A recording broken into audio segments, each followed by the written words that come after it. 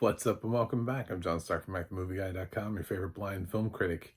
And today, I'm wrapping up the theatrical American Pie releases with American Reunion.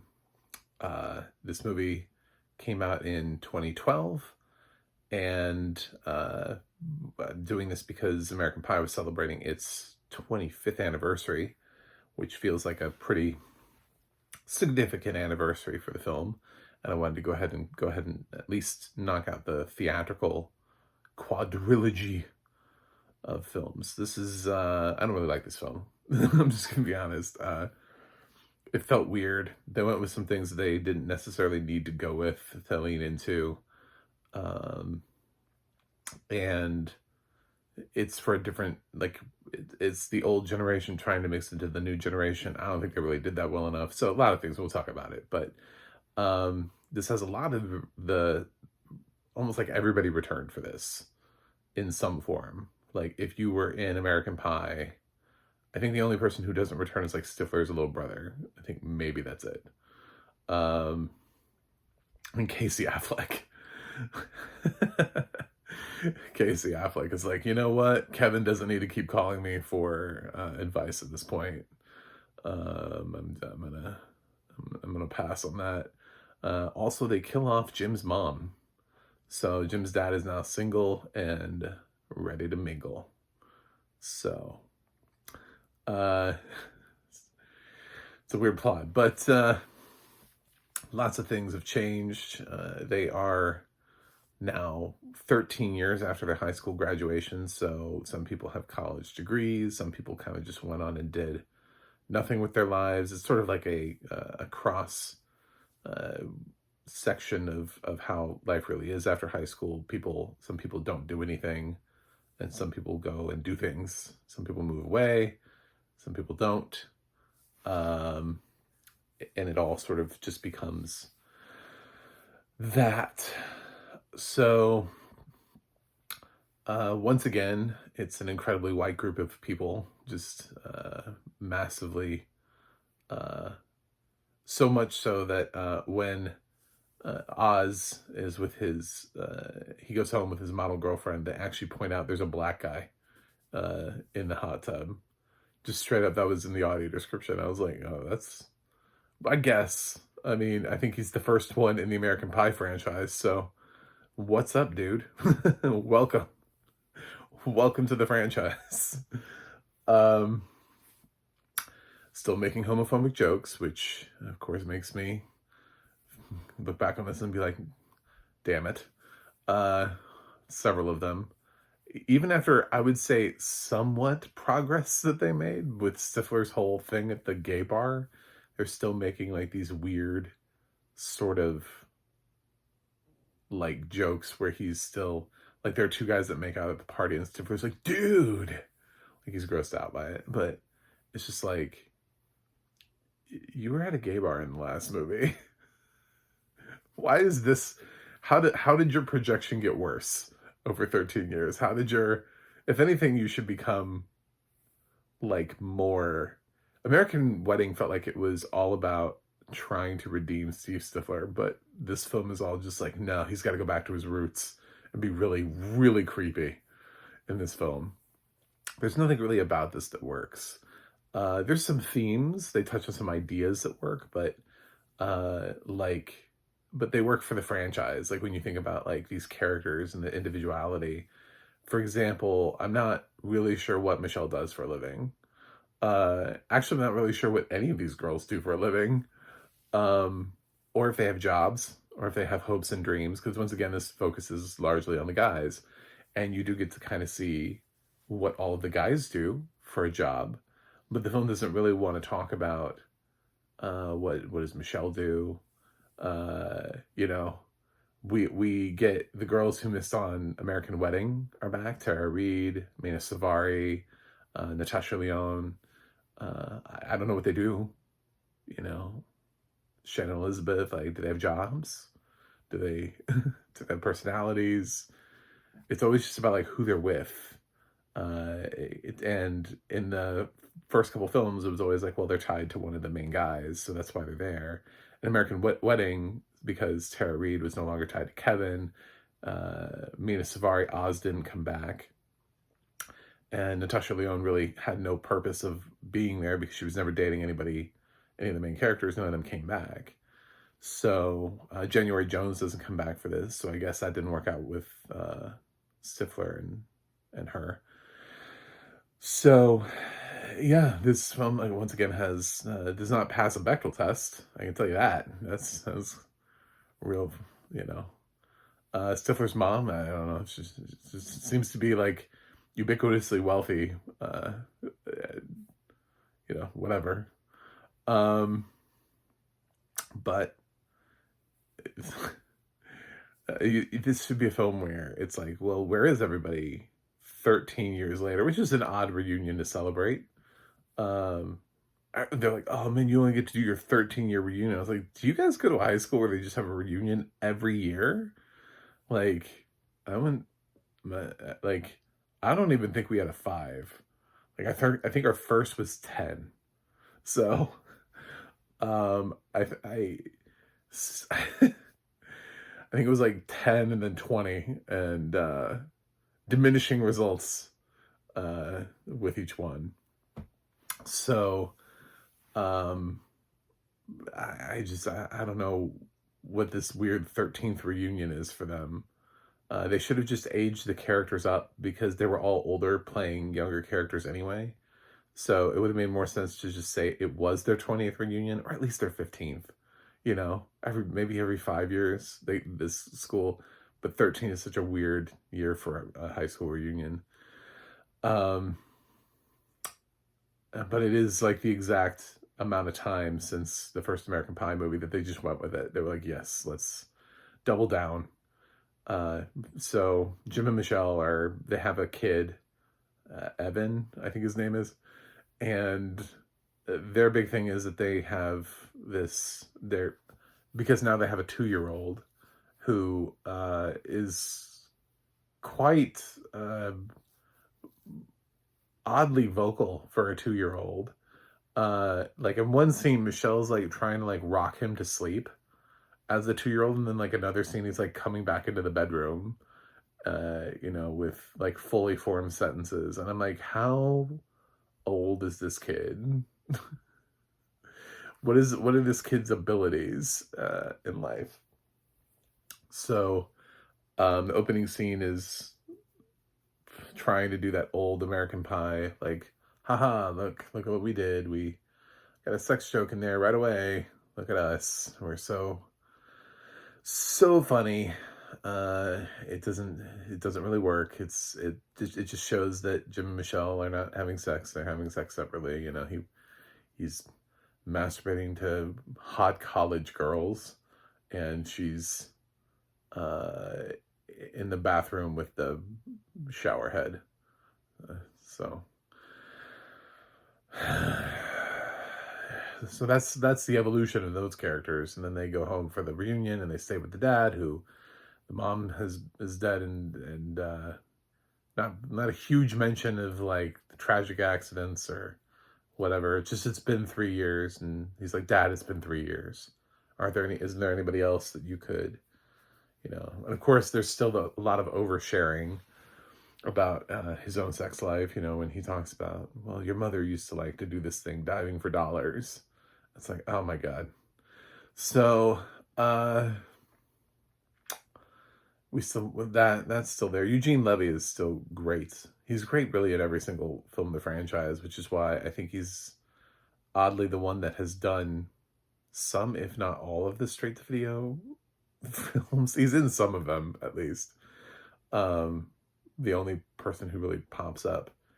So, yeah, it's weird to have Jim's dad when Jim is not there. It's like, why is Jim's dad giving advice to like other kids? But he's just so good at advice that's his thing. We've got Kevin, who again has like a job he hates. Everybody seems to have a job they hate, except Oz. Oz is the only one that got a great job. Oz got to skip out on American Wedding and then become some sort of like NFL commentator, superstar. He was on like a Dancing with the Stars knockoff program. So, and some celebrity cameos in here, like Neil Patrick Harris. Uh, I, I don't know, is this supposed to be a bridge from the LGBT community to this film? Like, well, Neil's willing to be in it. Okay. Um, we have Sean William Scott is Stifler is, at first you think, oh man, he actually went and got a job, and it's like, no, he's a temp, and his boss is a douchebag to him. Basically, his boss is doing to him what he's done to everybody else for his entire lifestyle. And Finch comes in and tries to seem like he's the Dos Equis most interesting man in the world. But he's not, as you find out throughout the course of the film. They introduce one new character played by Dania Ramirez, who I guess was somebody that went to band camp with Michelle and then now turns out to be hot, and she's a bartender. And who will she pair with? The world will only know. And basically they're just here to have fun. Jim runs into a girl that he used to babysit that's now 18. There's a huge, by the way, because this film is so creepy. There are a lot of references. Like, Stifler's superpower is to know like the driver's license age of everybody, because he goes up on a lot of high school girls, but he always seems to know that they're 18. He's like, it's okay, she's 18. And I'm like, this is creepy. This is creepy. He's like, he gets really excited. Like, they find high school kids having a party, and he's like, oh, high school girls. And it's like,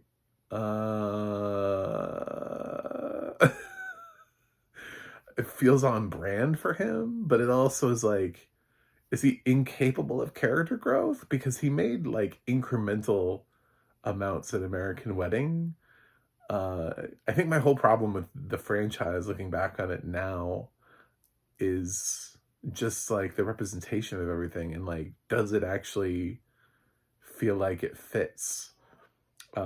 What are they trying to say? What is it that they're trying to do? Do they ever realize the passage of time? What else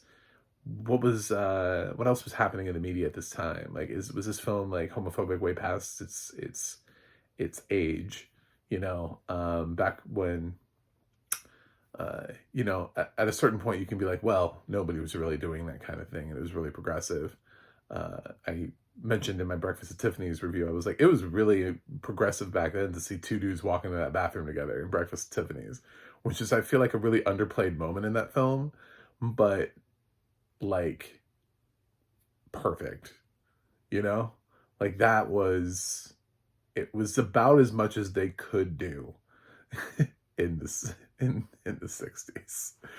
So, but the thing is, in that film, nobody is like, oh my God, what the hell, like, they don't make a big deal about it.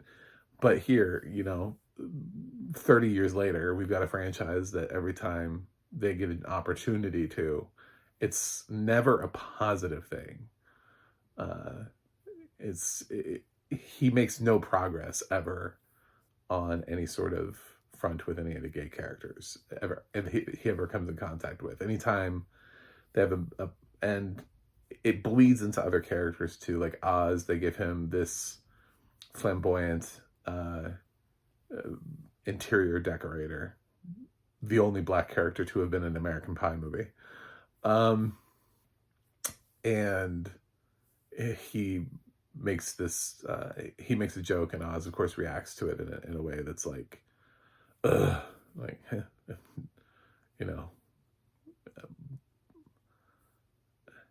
I don't know. This film didn't work for me back in the day, and this is honestly even true of this is regardless of anything else. I went back and looked at just because I wanted IMDb and look at the cast and see who all was in it. And I was like, oh, Chris Owen comes back. I'm like, why is he a waiter? Doesn't he make enough money from doing random American Pie movies to have... Anyway, he needs to invest better or something. He should be making at least a decent amount of money, because he shouldn't be making like day rate at this point for American Pie. His character is obviously, people want to see the Shermanator, so he should be making at least a decent, nice, 5-figure salary for a really brief appearance in this. So, but I noticed that I gave this a 4 out of 10 on IMDb. Even back in the day when I was bothering to like click and rate movies on IMDb, I was not happy with American Reunion. So it is, it's weird. So, some of the plot things just kind of happen, and characters come back and they toy with, oh, are Kevin and Vicky finally gonna make it work? Are they gonna get together? Because they're, maybe, who knows? We'll find out next time on American... I love how they're like, we should do this again, and then like they still haven't done it again. There's no American Pie 5. I think American Pie 5 at some point has been in development, but I think most people are just like, haven't we outgrown this? Although, to be fair, most of the actors would probably kill for an American Pie 5 at this point. They could easily make an American Pie 5, I think, with...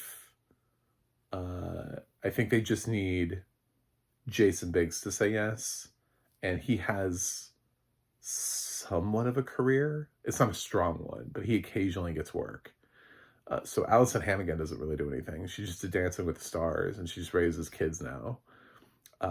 So I feel like if the script was matured enough to a point where maybe they played the parents and the kids were doing, and they like everybody had kids and they just let the kids do it, and so they were just there to be the nostalgic references, which is what this franchise should do, is show what the next generation would be like.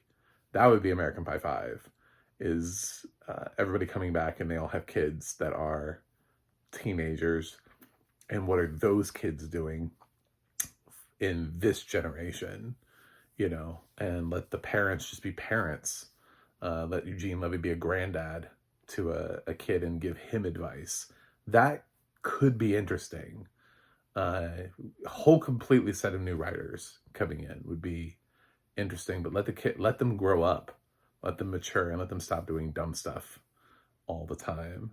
But I don't think there aren't really actors here that I could see saying no, except for like, we wouldn't get Natasha Lyonne unless that script was like fire. I can't see her coming back because her career is on fire. So she has no reason to come back. Other than that, I really just don't think there's anybody else who would say no. Jennifer Coolidge wouldn't be unlikely for her to come back, but she basically comes back in a cameo anyway. So it's like a day shoot for her. So it all depends on how they use her character and whether or not it would be worth it for her to come back. Eugene Levy's proclivity to do this straight-to-video sequel suggests to me that even though he has done Schitt's Creek and his profile is a little bit higher, he would probably still come back if everybody else did. So, could there be an American Pie 5? Sure. Will there be? I don't know. But it needs to be... These characters need a lot of growth because they didn't have enough growth for American Reunion. And that, I think, is part of the problem. And the franchise didn't have enough growth. Again, what are the girls doing? What are their jobs? Do they have them? Like, do they kind of just like, hey, I'm back and this is the guy I'm dating. This is what's up? Yeah, this doesn't work. Anyway, it concludes my long run of American Pie films. I don't need to revisit the American sequels, right? The straight to video. Does anybody need to know what those are like? I didn't hate them, but at the same time, they're not great. You know what I'm saying? Like in the scheme of like straight to video sequels though, like knockoffs of, you know, when the franchise starts sending stuff straight to video, I've seen worse. You know, I've seen definitely worse sequels without any returning cast where so it's not the bottom of the barrel, but um I feel like this is a franchise that we just kind of never really knew how to grow it and just kind of kept beating it with a shovel until it died. Just die. Why won't you die? So I'm glad to be done with this. So it's weird to start off with American Pie and feel like this is a part of my teen years. Like this is a pinnacle movie for my teen years. Let's talk about that. And then to, like, as you move along, go, the fuck is happening with the franchise? So yeah, I didn't like American Reunion before. I still don't like it now. I just don't think it works. So I'm gonna give American Reunion C minus. I don't know. Again, like, I think the other thing is that you see worse movies as you grow up, and you're just like, oh my, I've seen some stuff this year that I'm just like, how did this get made? Who greenlit this? Like, who read this script? How did these people sign on to this project? But at least this has a couple of light moments of, oh, that worked. I really like and it's probably divisive, but I do like Jim's dad and Stifler's mom being together. I think that is their scenes together, I think, work, especially because it's Eugene Levy and Jennifer Coolidge, and they haven't really gotten an opportunity to play off of each other, even though they're friends in real life and have all those other films they've done together. So probably the best scenes are the two of them getting to bounce off of each other finally, you know. And I think that's worth maybe some price of admission, is being able to see that dynamic, because we don't get enough of that outside of, you know, just your usual set of mighty wins and for your considerations. So that's a takeaway. Anyway, thanks for watching. Thanks for joining me on this journey. And I will see you guys on the other side.